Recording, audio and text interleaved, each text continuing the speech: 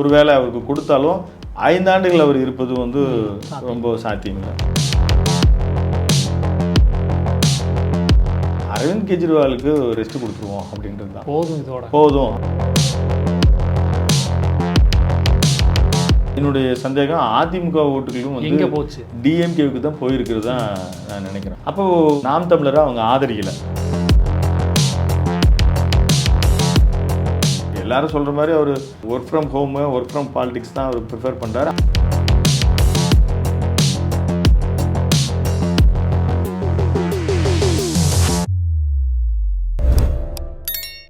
அறம் தமிழ் நேயர்களுக்கு வணக்கம். நடந்து முடிந்த டெல்லி சட்டமன்ற தேர்தலில் 27 வருடங்களுக்கு பிறகு பாஜக ஆட்சியை கைப்பற்றியுள்ளது. தொடர்ந்து 10 வருடங்களாக ஆட்சி கட்டில் இருந்த ஆம் ஆத்மி தோற்றது எங்கே? இது குறித்து பேச நம்மிடையே இருந்திருக்கிறார் அறம் தமிழ் எடிட்டர் திரு விஜயராவன் அவர்கள். சார் வணக்கம். வணக்கம் ராவன் சார், இப்போ நான் கடந்த முறை கூட பேசியிருந்தோம். டெல்லியில் கருத்து கணிப்புகள்லாம் வந்து பிஜேபிக்கு சப்போர்ட்டிவாக தான் வந்திருந்தது. அதுக்கும் மேலே கூட பிஜேபி நிறையா சீட்ஸ்கள்லாம் வாங்கியிருக்கு. இப்போ நான் என்ன கேட்க வரேன்னா, கடந்த 10 ஆண்டுகளாக ஒரு பலம் வாய்ந்த கட்சியாக ஆம் ஆத்மி இருந்தாங்க.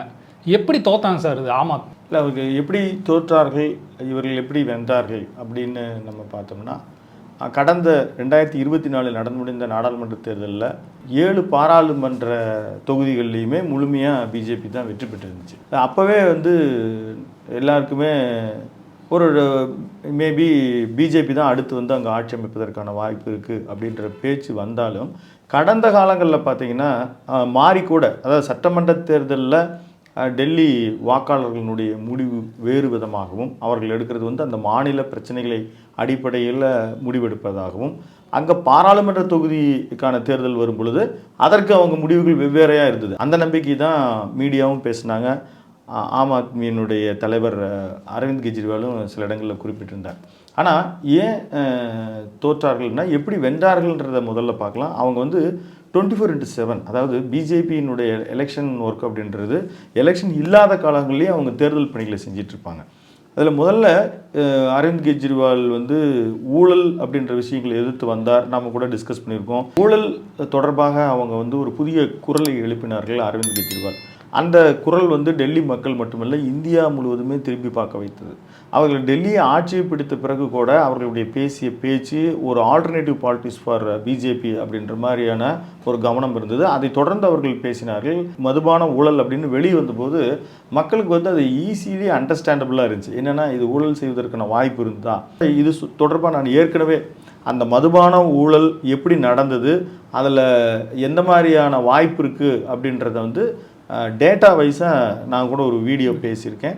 அது இந்த பதிவுக்கு முன்பதிவில் அதை பார்க்கலாம். இது வந்து மக்களுக்கு வந்து ரொம்ப ஈஸியாக கனெக்ட் ஆகிடுச்சு. ஏன்னா அவர் வந்து நிறைய ஒரு 250 நாளில் இது தொழிலதிபர்கள்கிட்ட யாருக்கிட்டையும் அவர் எந்த பணமும் பெறாமல் இந்த வகையில் அவர் பணம் திரட்டியிருக்கார். கோவா தேர்தல்கள் மற்றும் பஞ்சாப் தேர்தல்களுக்கு அவருக்கு பயன்படுத்தப்பட்டதாக வந்து குற்றச்சாட்டு வந்துச்சு. அந்த பிஎம்எல்ஏவில் வந்து டெப்டி சீஃப் மினிஸ்டர் அந்த மணிஷ் சிசோடியாவை அவங்க கைது பண்ணி அதை பெரிய அளவில் அவங்க, அதாவது இப்போ மீடியா முழுவதும் அவர்கள் அம்பலப்படுத்தப்பட்டார்கள் தான் சொல்லணும். இப்போது இந்த இடத்துல பார்த்திங்கன்னா, காங்கிரஸினுடைய தலைவர் ராகுல் காந்தி கூட இந்த மதுபான ஊழல் அப்படின்றதுல அரவிந்த் கெஜ்ரிவால் ஊழல் செய்தார் அப்படின்ற மாதிரி ஒரு டிக்ளரை பேசிட்டார். இது வந்து இன்னும் அவங்களுக்கு வந்து, அதாவது இவங்களும் காங்கிரஸும் ஜெயிக்கல, தொடர்ந்து 3 முறையாக அவங்க ஒரு 0 சீட்ஸில் ஹாட்ரிக் அடிச்சிட்டாங்க. ஆனால் அதே நேரத்தில் இவர்கள் வந்து மேலும் டேமேஜ் பண்ணிட்டாங்க ஆம் ஆத்மியை. இது வந்து ஒரு ஃபஸ்ட்டு வந்து ஒரு ரீசனாக நம்ம பார்க்கலாம். அடுத்து பிஜேபி அங்கே கண்டினியூஸாக ஒர்க் பண்ணுது, ரொம்ப கடுமையாக ஒர்க் பண்ணுது. அப்புறம் வந்து அவங்க நிறைய விஷயங்கள் அங்கே இருக்கிற எல்ஜி லெஃப்டினன்ட் கவர்னரை வந்து வச்சு அவர்கள் கொடுத்த அந்த ட்ரபிள்ஸ் இருக்கு இல்லையா, அந்த ட்ரபிள்ஸ் வந்து பல நேரங்களில் அவங்க வந்து அந்த சட்ட திருத்தங்கள் பண்ணுறாலும் மேலும் அது எல்ஜிக்கு தான் ஃபுல் பவர் வந்து அவங்க இருக்கிற மாதிரி அவங்க ஏற்படுத்தி வச்சுருந்தது வந்து நிறைய இடங்களில் அவங்களை புலம்ப விட்டுட்டாங்க. எனக்கு காவல்துறை கிடையாது. அங்கே வந்து இருக்கிற அவர் மேஜராக சொன்னது வந்து இபி வந்து கரெக்ட் பண்ணி கொடுக்குறேன், இபி ஒழுங்குபடுத்தி தரேன். அது பண்ணார். செகண்டில் மறுபடியும் வந்து இப்போ லாக் ஆச்சு. அதே மாதிரி அங்கே காற்று மாசு ரொம்ப அதிகமாக இருந்துச்சு. யமுனை நதியை நாங்கள் தூய்மைப்படுத்தி மக்களுக்கு கொடுக்குறோம், தூய்மையான நீரை தரோம் அப்படின்னு சொல்லி அவர் வாக்குறுதி கொடுத்துருந்தார். இப்போ 10 வருடங்கள் முடிவில் ஒரு தேர்தல் பிரச்சாரத்திற்கு செல்லும் பொழுது அவரே இதை ரிவீல் பண்ணி என்னை மன்னிச்சிக்கிங்க, என்னால் செய்ய முடியலன்னு இவர் சொன்னார். இது நாம் என்னால் வந்து செய்து தர முடியல, ஏன்னா அதுக்கு வந்து சென்ட்ரல் கவர்மெண்ட் காரணமாக இருந்துச்சு இப்படின்னு தொடர்ந்து சொல்லும்போது, அப்போது மக்கள் வந்து இனி அரவிந்த் கெஜ்ரிவால் அவர்களிடமிருந்து நாம் எவ்வளவு அதுக்கான ஒரு பெனிஃபிட்ஸை நம்ம பெற்றுட்டோம், இனி வந்து அவர்கிட்ட முடியாதுன்ற முடிவுக்கு டெல்லி மக்கள் வந்துட்டாங்க. வாக்காளர்கள் உண்மையிலேயே புத்திசாலிகள் அப்படின்னு தான் சொல்லணும். இவருக்கு ஒரு ஓய்வு கொடுத்துட்டாங்க. அதாவது அரவிந்த் கெஜ்ரிவால் ஓகே, உங்களுடைய ஆட்சி பண்ணது போதும் அப்படின்ற ஒரு முடிவுக்கு மக்கள் வந்துட்டாங்க. இதற்கு வந்து டெல்லிக்கான ஒரு பிரச்சார யுக்திகளை வந்து ரொம்ப கடுமையாக வகுத்து எல்லோரும் ரொம்ப கடுமையாக ஒர்க் பண்ணி, அப்புறம் இந்த மகளிருக்கான உதவித்தொகை அப்படின்றது 2500 அப்படின்னு சொல்லப்பட்ட போதும் டெல்லிக்கு இந்த நிறைவேற்றப்படாத இந்த ஆம் ஆத்மியினுடைய வாக்குறுதிகளை நாங்கள் நிறைவேற்றி தருவோம் அப்படின்னு சொன்னதனுடைய அடிப்படையிலையும் மக்கள் வந்து பிஜேபிக்கு ஒரு வாய்ப்பை ஏற்படுத்தி தந்திருக்கிறாங்க. இந்த வாய்ப்பை அவங்க பயன்படுத்திப்பாங்க. பல்வேறு விஷயங்களில் இன்றைக்கி பார்த்தோம்னா அங்கே வந்து பிஜேபி ஆட்சி அமைத்ததில் வந்து ஒரு ஆச்சரியம் இல்லை, மக்கள் புத்திசாலித்தனமாக இப்போ பிஜேபியை பயன்படுத்தி கொள்ள. இன்னொரு விஷயம் என்ன சொல்கிறாங்கன்னா, ஆம் ஆத்மியும் காங்கிரஸ் சேர்ந்துருந்தா ஒருவேளை வெற்றி பெற்றிருக்க முடியும், இந்த தோல்விக்கான காரணம் ஆம் ஆத்மியோட ஈகோ பிரச்சனை தான் அப்படிங்கிற மாதிரி இன்னொரு கருத்து கணிப்பில் சொல்லியிருக்காங்க. இது எப்படி பார்க்குறீங்க நீங்கள்? இல்லை, அந்த மாதிரி நம்ம எடுத்துக்க முடியாது. ஏன்னா கடந்த பாராளுமன்ற தேர்தலில் நீங்கள் நடந்து முடிந்த பாராளுமன்ற தேர்தலில் நம்ம முதல்ல குறிப்பிட்ட மாதிரி 7 தொகுதியும் பிஜேபி தான் வென்றது. அந்த நேரத்தில் ஆம் ஆத்மியும் காங்கிரஸும் தான் கூட்டணியில் இருந்தாங்க. அந்த கூட்டணியிலேருந்து இவங்க ஷேர் பண்ணிட்டு நின்ற பொழுது அவங்க வெற்றி பெறலை. ஸோ இப்போ அது வந்து இப்போ டெல்லி பாலிடிக்ஸ்ன்றது பார்லிமெண்ட்டினுடைய மக்கள் பார்க்குறது வேறு, அசம்பிளி பார்க்குறது வேறு அப்படின்னு எடுத்துக்கிட்டாலும் கூட இப்போ நீங்கள் இதை கூட்டினீங்கன்னா இவங்க ஒரு 43%, இவங்களுடைய சதவீதம் எல்லாத்தையும் கூட்டும் பொழுது பிஜேபி இப்போ வந்து ஒரு 1% தான் கூடுதலாக வருது. அப்படி பார்க்க போனால் இவங்க வந்து இப்போ மாநில கட்சிகள் எல்லாமே அவங்க மாநில தேர்தல்னு வரும்போது அவங்க ஒரு முடிவு எடுக்கிறாங்க. இதே மம்தா பானர்ஜி வந்து இந்தியா கூட்டணி என்பது இது வந்து பார்லிமெண்ட்டுக்கு மட்டும்தான் அப்படின்னு சொல்கிறவங்க அவங்க வெஸ்ட் பெங்கால் எலெக்ஷனில் அவங்க இடம் தர மாட்டேங்கிறாங்க. இப்படி வெளியிலேருந்து இன்றைக்கி உமர் அப்துல்லா ரொம்ப பேசியிருக்காரு, இன்னும் எவ்வளோ தான் சண்டை போட்டுவீங்க, நீங்கள் சண்டை போடுங்க, ஆம் ஆத்மியும் காங்கிரஸையும் வந்து அவர் அப்படி ஒரு வெறுப்பின் உச்சத்தில் சொல்லியிருக்கிறார். பிஜேபியை நீங்கள் வீழ்த்த வேண்டுமானால் நீங்கள் ஒற்றுமையாக இருக்க வேண்டும் அப்படின்னு. இந்த ஒரு தேர்தலின் வழியாக ஒரு காங்கிரஸுக்கு பின்னடைவா அல்லது அந்த இந்தியா கூட்டணி சிதறுண்டு போகுமா அப்படின்னு நான் வந்து ஒரு மீடியா பர்சனாக நான் பார்க்குற வகையில் இந்த தேர்தல் மூலிமா அவங்க பாடம் கற்றுக்கிட்டு மீண்டும் ஒரு வகையான ஒரு கட்டமைப்பை ஏற்படுத்திக்குவாங்கன்னு தான் நினைக்கிறேன். ஏன்னா இதற்கு முன்னாலும் டெல்லியில் பெரிய சீட்டு வந்து காங்கிரஸுக்கு கிடையாது, அதனால் இப்பவும் கிடையாது. அதனால் இவங்களுடைய ஒரு பேர்கெய்னிங் கெப்பாசிட்டி இதெல்லாம் வந்து பெருசாக மாற போகிறது கிடையாது. அரவிந்த் கெஜ்ரிவால் வந்து தன்னுடைய பாலிடிக்ஸை அவர் டெல்லிக்கு மட்டும் உட்படுத்தி இருந்திருக்கலாம். இப்போது பஞ்சாபுக்கு போகும்போது கூட அவர் பேசிக்காக பஞ்சாபை சேர்ந்தவர், அதனால் அவர் வந்து கூட உடனே பஞ்சாப் சீஃப் மினிஸ்டர் ஆயிடுவாரோ அப்படின்னு கூட கேட்கும்பொழுது அவர் மீண்டும் டெல்லியில் தான் கான்சன்ட்ரேட் பண்ணார். ஆனால் அவர் வந்து இந்த ஊழலுக்கு எதிராக பேசி அவர் மீது அந்த சுமத்தப்பட்ட ஊழல் குற்றச்சாட்டுன்னு நிரூபிக்கப்படலை. அந்த ஊழல் குற்றச்சாட்டை மக்கள் எளிதில் புரிந்து கொண்டார்கள். அவரால் பல்வேறு விஷயங்களை செய்ய முடியாமல் போனதுக்கு அவருக்கும் பிஜேபியினுடைய அதாவது மேலே இருக்கிற மத்திய அரசுக்கும் இவருக்கும் இருக்கக்கூடிய அந்த முரண்பாடையும் மக்கள் புரிந்து கொண்டார்கள். அந்த அடிப்படையில் தொடர்ந்து தீவிரமாக அரசியல் பணிகளை, தேர்தல் பணிகளை தொடர்ந்து செயலாற்றி கொண்டிருக்க பிஜேபியின் காரணமாக இந்த 3 முக்கோண விஷயங்களின் காரணமாக அங்கே ஆட்சி மாற்றம் நிகழ்ந்திருக்கு. இப்போ பிஜேபி வந்து வெற்றி பெற்றுட்டாங்க, முதல்வர் பட்டியல் நீளமாகவே வச்சுருங்க, நிறையா லிஸ்ட்டில் அந்த பேர்லாம் வருது. அதில் வந்து யாரை முதலமைச்சராக பிஜேபி தேர்ந்தெடுப்பாங்கன்னு நினைக்கிறீங்க? இல்லை, அடுத்த முதலமைச்சர் லிஸ்ட் இன்னும் பிஜேபி அதிகாரப்பூர்வமாக நாம் இப்போ இந்த நேர்காணல் நிகழ்த்தி கொண்டிருக்கிற இந்த தருணம் வரைக்கும் எந்த விதமான அவங்க வந்து அறிவிப்பு செய்யலை. ஆனால் பெரிய லிஸ்ட் இருக்குது தான். பர்வேஸ் வர்மான்னு சொல்லி இப்போது நியூ டெல்லியில் இவரை எதிர்த்து அரவிந்த் கெஜ்ரிவாலை எதிர்த்து நின்றவர், இவரையும் வீழ்த்தி இருக்கிறாரு. அதே நேரத்தில் காங்கிரஸினுடைய சிஎம் கேண்டிடேட்டாக எதிர்பார்க்கப்பட்ட ஷீலா தீட்சித்தினுடைய சன் அவரையும் வீழ்த்தியிருக்கார், ஒரு சார் வீழ்த்தியிருக்கார். அப்புறம் இவர் வந்து 2 முறை எம்பியாக இருந்தார். இந்த முறை வந்து இவர் எம்பி எலெக்ஷனை தவிர்க்க வச்சிருக்கிற காரணத்தினால மீடியா வந்து பர்வேஷ் வர்மாவை வந்து முதல்வர் வேட்பாளராக இருக்க வாய்ப்பு இருக்கிறதாக கணிக்கிறாங்க. ஆனால் நான் என்னுடைய பார்வையில் அது வாய்ப்பு ரொம்ப குறைவு தான் நினைக்கிறேன். ஏன்னா அவர் வந்து ரொம்ப பெரிய கான்ட்ரவர்சி பேச்சுக்கு ரொம்ப சொந்தக்காரர், ரொம்ப அடிப்படையான பிஜேபிக்கு அவர் விசுவாசமாக இருந்தாலும் கூட அவர் நிறைய முஸ்லீம்கள் குறித்து, சிறுபான்மையினர் குறித்து அவர் எதிராக பேசியிருக்கிறார். அங்கே பேசுகிற ஒரு முதலமைச்சர் நாற்காலியிலிருந்து அவர் பேசுகிற பேச்சு நிச்சயமாக வேறு மாதிரி எதிரொலிக்கும் அப்படின்ற அடிப்படையில் இந்த பர்வேஷ் வர்மாவுக்கு வாய்ப்புகள் மிக குறைவு. அப்படியே அவர் ஒருவேளை அவருக்கு கொடுத்தாலும் 5 ஆண்டுகள் அவர் இருப்பது வந்து ரொம்ப சாத்தியம் இல்லை. அடுத்து வந்து வீரேந்திர சக்தேவா அப்படின்னு சொல்லி அவர் பிஜேபியினுடைய 2023 வரைக்கும் அவர் அங்கே ஸ்டேட் பிரசிடெண்ட்டாக இருந்தார். அவருக்கு வாய்ப்பு இருப்பதாக சொல்லப்படுகிறது. அதே மாதிரி சதீஷ் உபாத்யா இவருக்கும் வாய்ப்பு இருக்குது. இவங்க 2 பேருக்கு ஒரு 60 ஏஜ், அவங்களும் ஒரு சீனியர் பாலிடிக்ஸ் எல்லாம் ஆர்எஸ்எஸ் பேக்ரவுண்ட்லேருந்து வந்தவங்க. அதே மாதிரி விஜயேந்திர குப்தா இப்போ வந்து டெல்லி அசம்பிளியினுடைய ஆப்போசிஷன் லீடராக பிஜேபிக்கு இருக்கிறாரு, அவருக்கு வாய்ப்பு இருக்கிறதா சொல்லப்படுகிறது.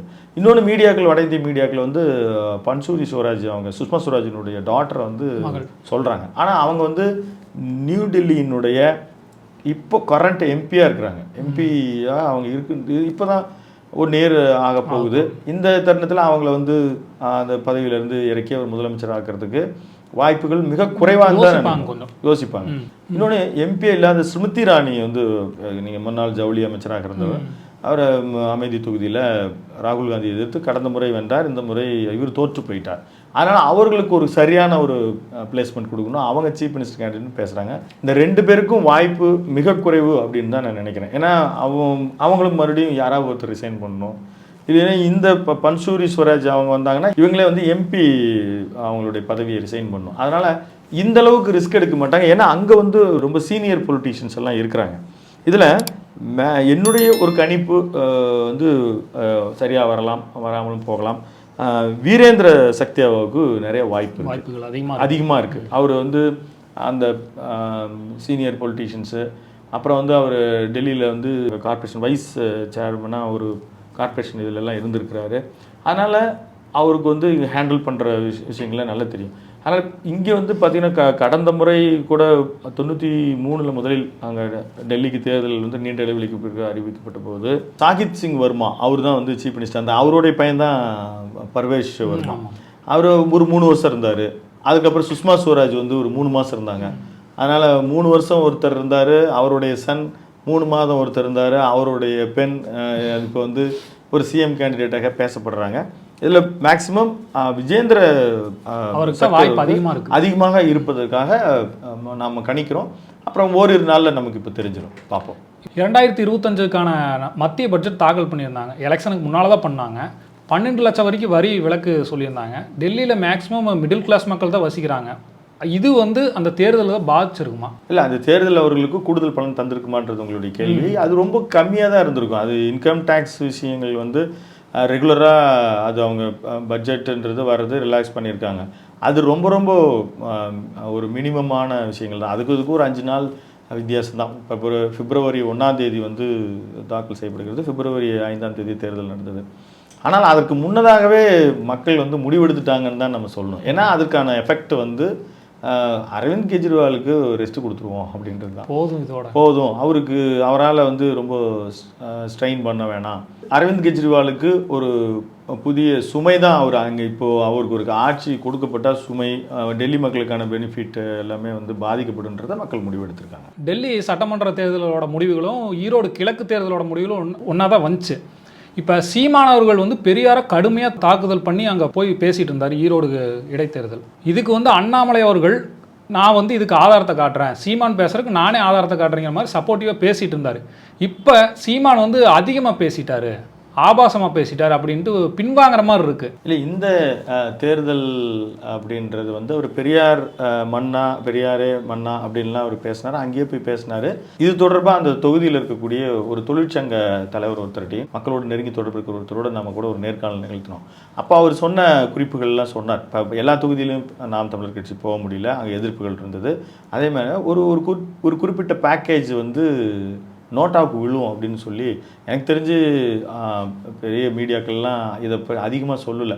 ஆனால் சின்ன சின்ன மீடியாக்கள்லாம் அதை பற்றி சொன்னாங்க. அந்த மாதிரி தான் ஒரு 6000 சில்லற ஓட்டுகள் வந்து இந்த கிலோபாரத்துலேயும் நோட்டாவுக்கு பதிவு செஞ்சுருக்கிறது ஒரு நல்ல நம்ம வந்து ஒரு கணிச்சிட்டோம் அப்படின்னு நம்ம சொல்லலாம். இங்கே அண்ணாமலை பேச்சுக்கு வரேன். அண்ணாமலை வந்து ஃபஸ்ட்டு அப்படி தான் சொன்னார். அது முதல் பேசின அந்த ஒரு பேச்சு வந்து ஒரு ஆதார் இருக்கு எனக்கு தரேன்னு சொன்னார். அது வந்து இன்னும் மறைமுகமாக ஈரோடு தேர்தலில் மறைமுகமாகவும் நேரடியாகவும் நாம் தமிழருக்கு பிஜேபி வாக்கு சேகரித்தார்கள். அவர்களுடைய வாக்குகளும் போயிருக்கும். அப்போ பிஜேபிக்கு அங்கே நிறைய அவ்வளோ பர்சன்டேஜ் வாக்கு இருக்கா தெரியல. அதிமுகவினுடைய ஓட்டும் பேக்கேஜ் ஆயிருக்குன்னு சொல்கிறாங்க. அதுவும் நமக்கு வந்து ஒரு முழுமையாக தெரியல.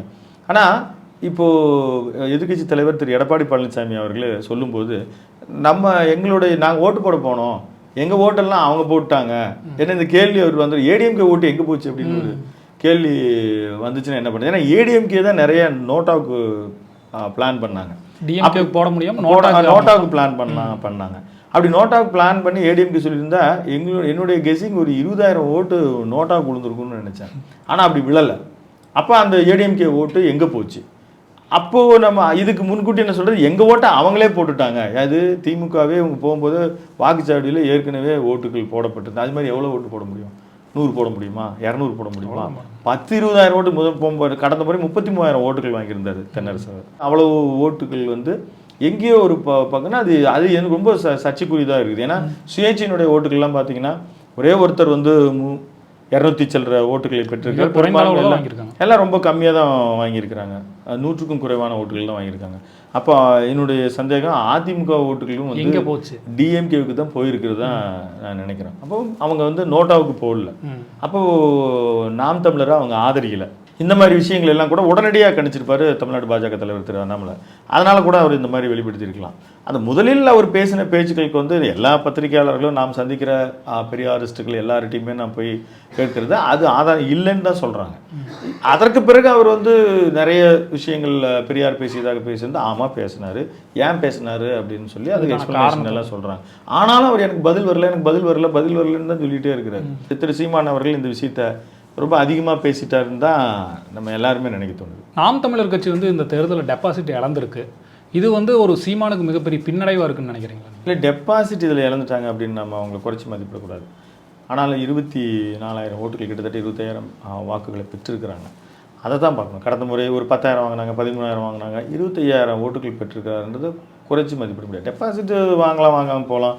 ஆளுங்கட்சியாக இருக்கும்போது பெண்ணாகரம் தொகுதியில் வந்து ஏடிஎம்கே வந்து டிஎம்கே ஆளுங்கட்சியாக இருக்கும்போது நடந்த இடைத்தேர்தல்களில் ஏடிஎம்கே டெபாசிட் இருந்த வரலாறுலாம் இருக்குது, திமுக டெபாசிட் வளர்ந்த வரலாறுலாம் இருக்குது. அதனால் அது ஒரு விஷயம் இல்லை. ஆளுங்கட்சி எதிர்கட்சியாக இருப்பவர்களே டெபாசிட் இருக்கும் பொழுது வளர்ந்துட்டு இருக்கிற கட்சி வந்து ஒன்றும் வாங்குறது கட்டுத்தொகை இழப்பது ஒன்றும் பெரிய விஷயம் இல்லை. ஆனால் அவருக்கு அதுக்கு அடுத்து வளர்ச்சி இருக்குமான்றது வந்து அவருக்கு 2-3 ஃபேக்டர்ஸ் கஷ்டமாக தான் இருக்கும். ஒன்று, அவர் வந்து இப்போ கூட்டணி எங்கேயும் வைக்கிறது இல்லை. அடுத்து வந்து இவருடைய நிலைப்பாடு பிஜேபியை இது ராஜாவே தமிழறிஞர்ன்றாரு. நமக்கு அதில் ஒன்றும் உடன்பாடு இல்லை. இவர் தான் முதல்ல வந்து அது வந்து மனித குலத்துக்கே எதிரான கட்சி அப்படின்னாரு. அதனால் அவர் ஒரு நாலேஜபிள் பர்சன் தான் ராஜா, அதில் வந்து எந்த சந்தேகமும் கிடையாது. ஆனால் இவர் புகழ்றது வந்து திடீர்னு ஆச்சரியமாக இருக்குது. இப்போ அவர் தரப்புல இருந்து திரு ராஜா அவர்கள் பேசக்கூடிய அந்த தரப்புல இருந்து அவர் பேசுகிற பாலிடிக்ஸ்ன்றது அவங்களுக்கு நியாயமானது, இவர் பேசுறது இவங்களுக்கு நியாயமானது. ஆனால் ஏதோ ஒரு புள்ளியில் வந்து தொடர்ந்து அவர் எல்லாரையும் புகழ்றார் பிஜேபியை.